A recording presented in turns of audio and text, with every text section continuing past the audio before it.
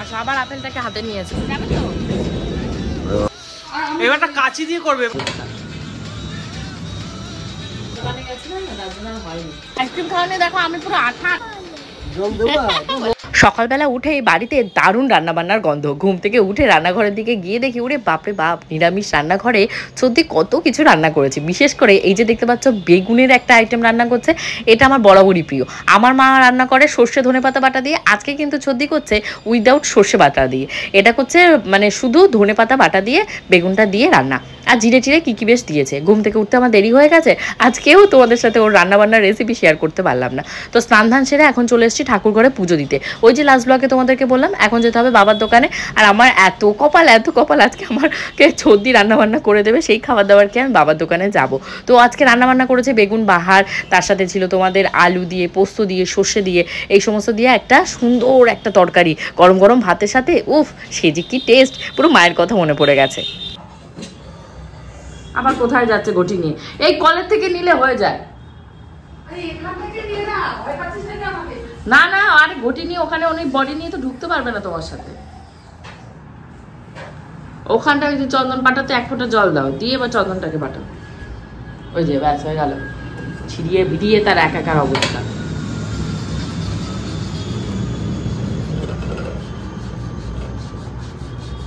গায়ের জোরে তার চলছে চন্দন। ভগবানের চরণে দাও, কপালে লাগাচ্ছে। কি করছে? মাঝখানে ফিঙ্গার দিয়ে দাও, ওই ফিঙ্গার দিয়ে দেয় না, রিং ফিঙ্গার দিয়ে। হ্যাঁ রিং ফিঙ্গার দিয়ে, ওটা রিং ফিঙ্গার নাকি?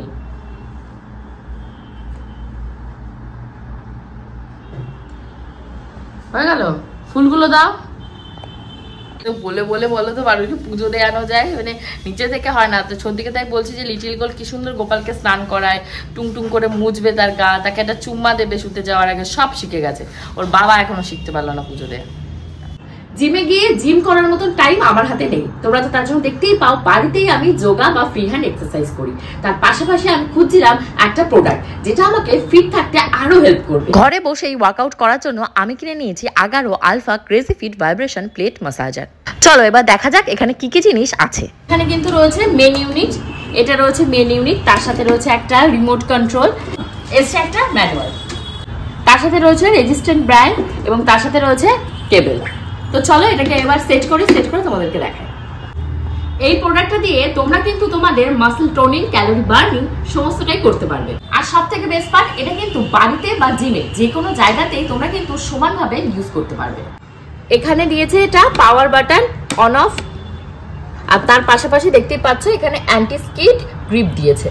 এটাতে আছে 5 P program mode, from P1 to P5, speed level আছে তোমাদের 0 থেকে 180, এবং এটাতে কিন্তু ম্যাক্স ইউজার ওয়েট 180 কেজি। এটাতে যদি তুমি সারাদিনে 10 মিনিট ওয়ার্কআউট করো তাহলে কিন্তু তুমি 1 ঘন্টা এক্সারসাইজে বেনিফিট পাবে। এটা এতটাই এফেক্টিভ। এটা হলো remote control vibration plate massager. Remote কন্ট্রোলে যা যা ফিচার্স রয়েছে সেগুলো মেন ইউনিটেও পাওয়া যায়। অন অফ বাটনটা প্রেস করে প্রোগ্রাম সিলেকশন বাটনটা প্রেস করে সিলেক্ট করে নেব। যেমন এখানে আছে ওয়াকিং, জগিং অ্যান্ড রানিং। ওয়াকিংটা আমি এখানে চুজ করে নেব। এবার স্পিড অ্যান্ড টাইমটা সিলেক্ট করে নেব। দেখো স্ক্রিনে টাইমার দেখা যাচ্ছে। এবার এই বাটনটা দিয়ে স্টার্ট করব এবং এটা দিয়ে স্টপ হয়। তো চলো এবার এটাকে ইউজ করে দেখা যাক। এটা কিন্তু তারাও ব্যবহার করতে পারবে যারা নিজেদের কার্ডিও ফিটনেস, মেটাবলিক রেটকে ইমপ্রুভ করতে চায়। এটা আমি নিজে ইউজ করে দেখছি। এটা কিন্তু টোটাল বডির মাসেলকে ভীষণ রিল্যাক্স করে দেয়। এছাড়াও এটা কিন্তু পেন রিলিফের জন্য বিশেষ উপকারী। এটাকে কিন্তু তোমরা ফুট ম্যাসাজার হিসাবেও ব্যবহার করতে পারো। যখন আমি অনেকখানি হাঁটাহাঁটি করি তখন কিন্তু এটা ইউজ করি, ভীষণ আরাম পায়। রেজিস্ট্যান্ট ব্যান্ডটাকে এইভাবে মেন ইউনিটের সাথে সেট করে নিতে হবে। এটা কিন্তু ইউজার ফ্রেন্ডলি এলইডি ডিসপ্লে রয়েছে, যার ফলে ওয়ার্কআউট ট্র্যাক করতে ভীষণ ইজি হয়। এটা 360 ডিগ্রি স্পিন করে, যার ফলে যে কোনো রকমেরই ফ্রি হ্যান্ড এক্সারসাইজ করতে ভীষণ আরাম হয়। তাছাড়াও কিন্তু এটাতে রয়েছে 1 ইয়ার্স ওয়ারেন্টি। সো আমার আজকের ফিটনেস রুটিন ডান। কেমন লাগলো আজকের ওয়ার্কআউট সেশন? নিজেকে ফিট অ্যান্ড ফাইন তো সবাই রাখতে চায়, তাহলে আর দেরি কিসের? কেমন লাগলো এই প্রোডাক্টটা অবশ্যই কমেন্ট সেকশনে কমেন্ট করে জানিও। আর তোমাদের সুবিধার্থে লিংকটা কিন্তু আমি ডেসক্রিপশন বক্সে দিয়ে দিলাম। বাবু দাদা আছে এখানে, বাবু দাদাকে দিয়ে দেবে। আর কি কি এনেছো দেখো উজ্জ্বল দা। এনে ক্যাডবেরিটা, আবার ক্যাডবেরিটা বলছি, ক্যাডবেরি বিষাক্ত। ওই যে ক্যাডবেরিতেই তোর মজা দেখি টাকা। হ্যাঁ বোকা। এখানে কি এটা কালার কালার, আচ্ছা আচ্ছা আচ্ছা আচ্ছা, কালার, এটাও কালার, এটাও রয়েছে একটা কালার, আর এটা হলো সেই পিস্তল। ওরে বাবা, পিস্তল, রং কালার পিস্তল, লিটিল গোল্ডেন। ও গেছিল। আচ্ছা ঠিক আছে, আমি দিচ্ছি আমার কাছে আছে। চলো নামাও, আমাদের নামাও। ভুল করে পরে নিয়েছে, বলতো অন্য প্যান্ট পরেছিস কেন? কি বলছে তোমাকে? কিছু বলছে না, ওরা দুষ্টু, লজ্জা পেয়ে গেছে, ওরকম বলেছো তোমরা। তোমাকে তোমাকে হোলি দিয়ে দেবো, বলে হোলি দিয়ে দেবো তোমাকে। পূজাকে হোলি দিয়ে দিবা? বাবা,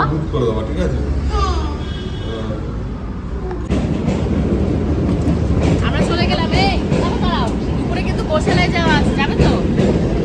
গোশালায় যাবে না? আর ইয়েতে 4টে না 5টায় যাবে ওরা। জিজ্ঞাসা করো, আর খেতে যাচ্ছে, খাওয়ার ওখানটায় যাও। গোপাল রং খেলবি তো? হোলি খেলবে তো? হোলি খেলবে। কার সাথে খেলবি? স্বর্ণকে ভূত শেখাবে, ভূত শেখাবে না, ভূত দেখাবে। দাঁড়াও, যাবে, ওদের যেতে দাও। ঠিক আছে, এখন সত্যি ডাকছে, খেতে খেয়ে নাও। আইসক্রিম খাওয়া নিয়ে দেখো আমি পুরো আঠা আঠা হয়ে গেলাম, কোনো দিয়ে নেমে যাচ্ছে আইসক্রিম। খাও।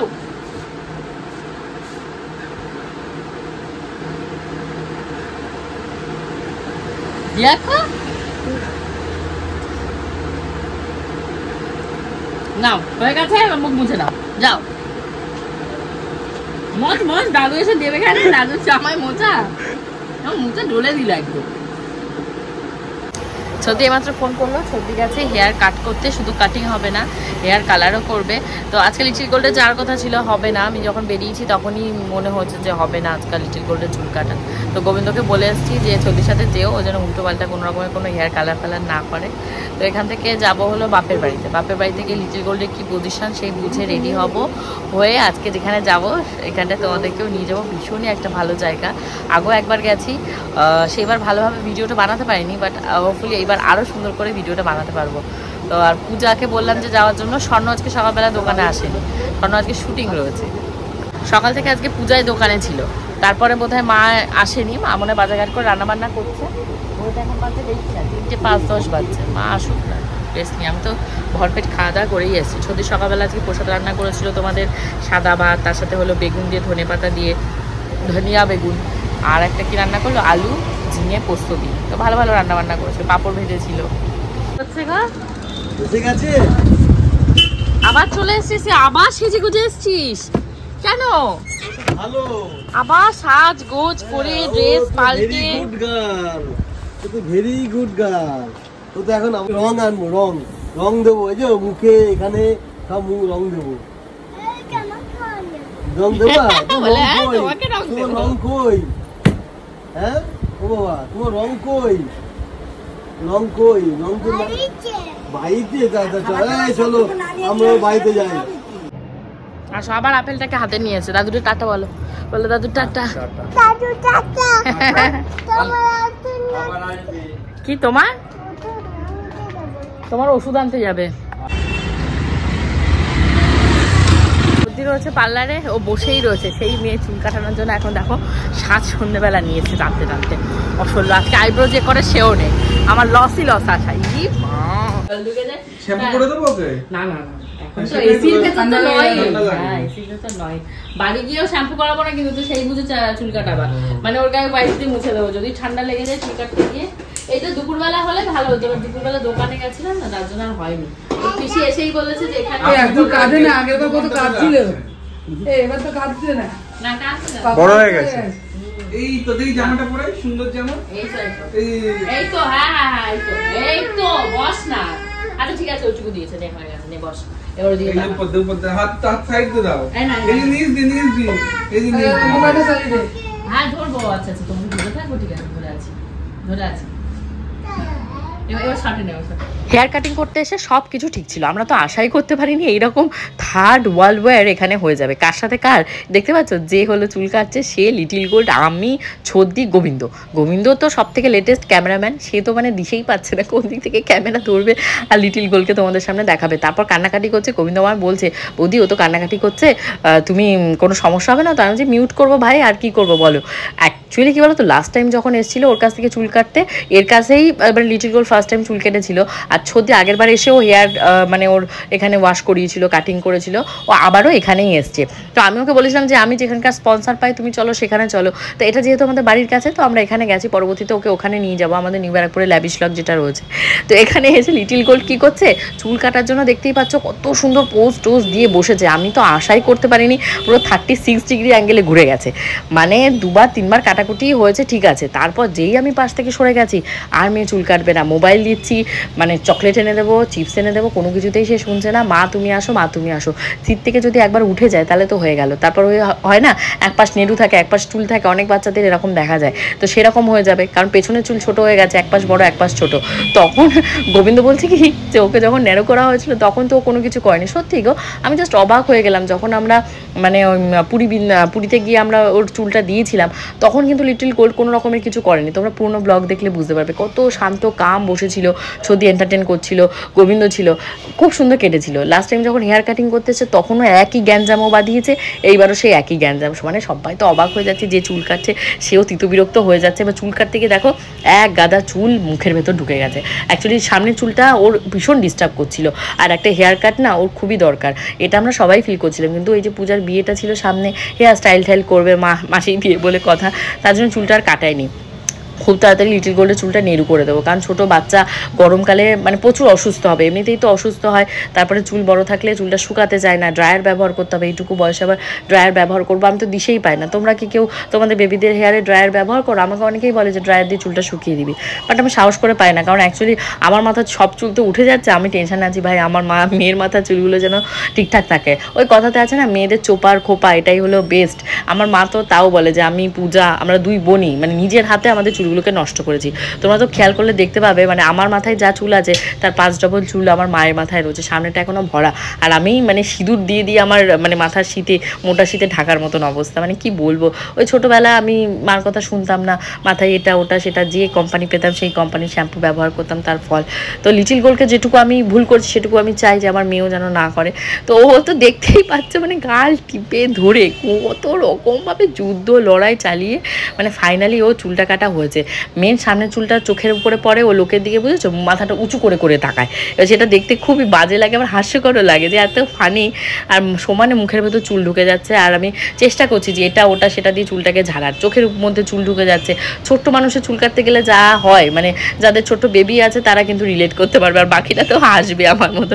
আর গোবিন্দ মানে মিররের ভেতর থেকে ভিডিও করছে, তার বারবার করে দেখি কি ও হারিয়ে যাচ্ছে। আমি গোবিন্দ কোথায় হারিয়ে যাচ্ছে, মানে ওদের বাড়িতে অনেক বছর পরে এরকম ছোট বেবি আছে না, ওদের বাড়ি বলে না আমার বাপের বাড়িতেও মানে সবাই মানে সবার ছোটোবেলা খুঁজে বেড়ায় লিটিল গোল্ডের ভেতরে। তো সেই দিক থেকে দেখতে গেলে কিন্তু লিটিল গোল্ড ভীষণই হ্যাপি, তোমাদের ভালোবাসা যেমন পায় সেরকম সবাই ওকে খুব ভালোবাসে। দেখতেই পেলে আজকে উজ্জ্বলদা কি সুন্দর ওর জন্য পিচকারি রং কিনে নিয়ে এসছে, তারপর প্রসেনজিৎ দাগে দিনে এসছে পিচকারি রং নিয়ে এসছে। তো এইগুলো দেখলে না সত্যি আমার নিজের চোখেও জল চলে আসে, যে কারোর সাথে কিন্তু কারো রক্তের সম্পর্ক না, কিন্তু ভালোবাসা কেউ দিয়েও কিন্তু ভালোবাসা প্রকাশ করা যায় না। যে মনে করে একটা পিচকারি বা একটা রং নিয়ে আসছে, এটাই কিন্তু আমার কাছে মনে হয় অনেক প্রাপ্তি। অনেকের অনেক বাচ্চা আছে কিন্তু এগুলোও পায় না। সত্যি যেমন আগের দিন বলছিল তুই ওকে ওর মানে বার্থডেতে যে গিফটগুলো পেয়েছে ওগুলো খুলে দিস না কেন। আমরা জানি ছোটোবেলা মানে বাবার যেহেতু 4টে ছেলে মেয়ে পিঠাপিঠি ছিল, বাবা কোনো খেলনা এনে দিত না, আর একটা খেলনা দিয়ে আমাদের 4 ভাই বোনকে খেলাধুলা করতে হতো। তো এই জিনিসটা হয়তো আমি পূজা হয়তো ভুক্তভোগী নই, কিন্তু তাহলেও ওদের কথা শুনে খুব খারাপ লাগে। তো আমি ডিসিশন নিয়েছি লিটিল গোল্ড বার্থডে অন্নপ্রাশনে যা যা গিফট পেয়েছে সব মোটামুটি খুলে ফেলবো, আর যেগুলো ইউজ করবে না সেগুলো সব কাউকে দিয়ে দেবো উপহারে। তোমরা আবার বলবে কাউকে দেয়া উপহার কাউকে দিয়েতে কিন্তু নেই না, তো আমি ওইভাবে কেন দেখছো তুমি? যেটা জিনিস ধরো একই জিনিস অনেকগুলো লিটিল গোল্ড পেয়েছে, যেমন ধরো টকিং ক্যাকটাস, এগুলো অনেকগুলো করে রয়েছে, লিটিল গোল্ডের তো দরকার নেই। আর যে দিয়েছে সে লিটিল গোল্ডকে ভালোবেসে দিয়েছে, আর আমি যাকে দেবো আমিও তাকে লিটিল গোল্ড ভেবেই ভালোবেসে দেবো।